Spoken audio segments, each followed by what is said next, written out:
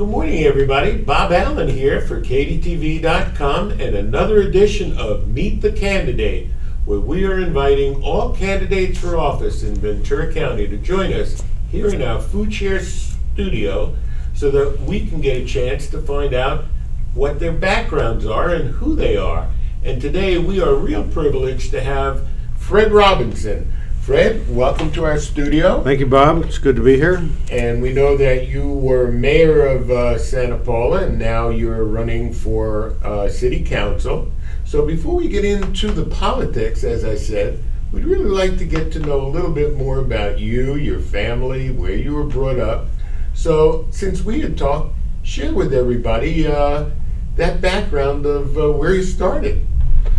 Well, I was born in Santa Paula, grew up there, attended public schools, graduated from Santa Paula High School in 1963, attended Ventura College for a couple of years, and then a private school in Oklahoma City, and came back to California, moved to Sacramento, and graduated with a bachelor's degree from Sacramento State University in history and English. Later, I earned a master's degree in social work from San Diego State University. So after that, I came back to Ventura County, and I've enjoyed a long career serving people with developmental disabilities. I worked for the state for a while. I was at Tri-Counties Regional Center for 17 years, and for the last 22 years, I've been the CEO for the ARC of Ventura County, a large nonprofit agency that supports people with developmental disabilities. We serve about 800 people in about 10 different community centers all over Ventura County.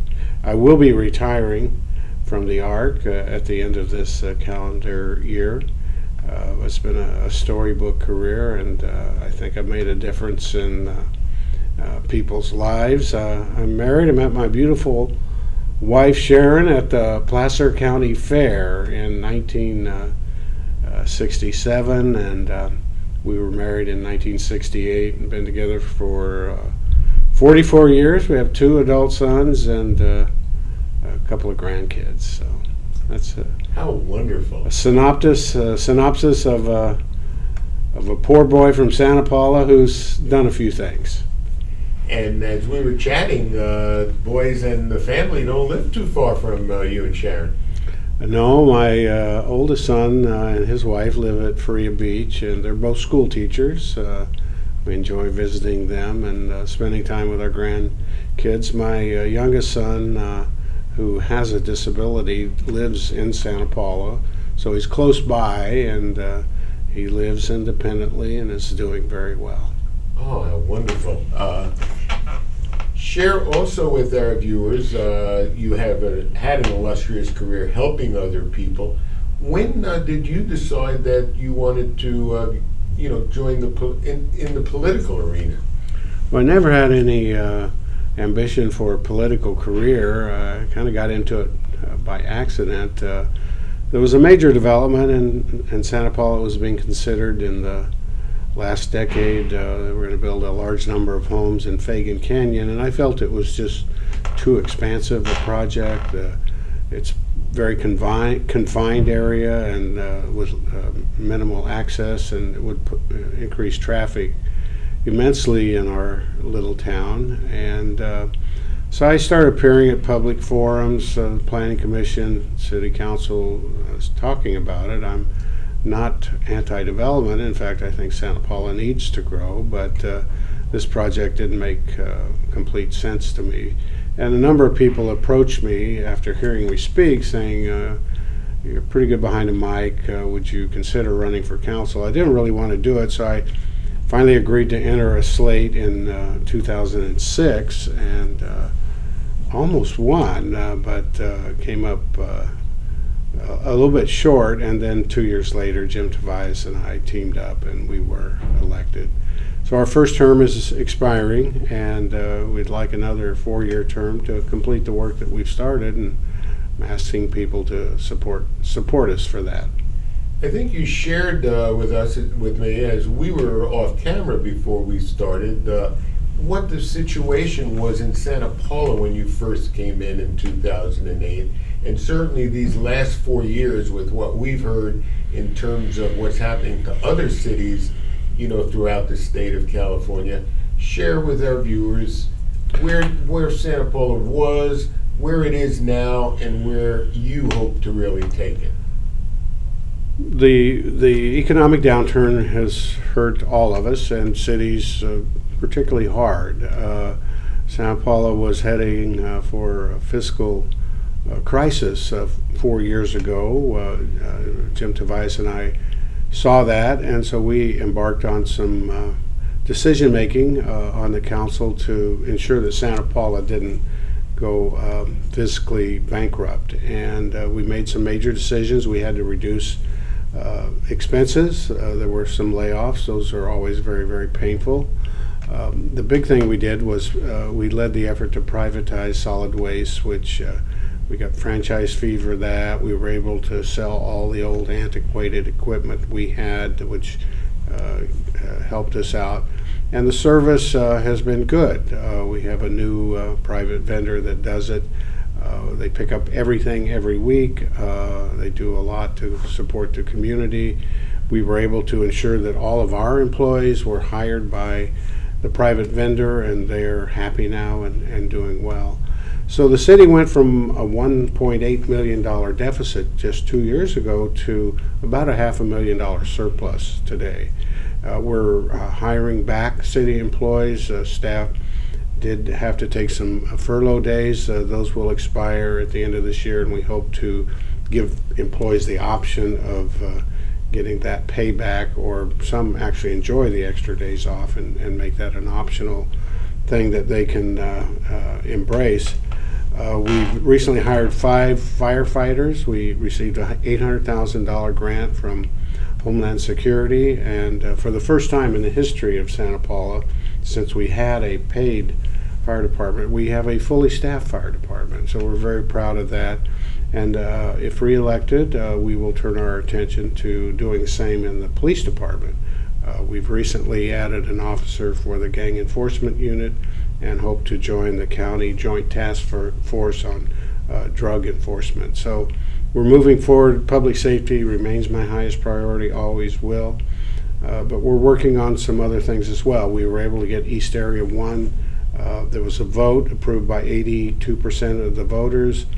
We annexed the property and were able to get the application through LAFCO. I was mayor when that happened, and very, very proud of that.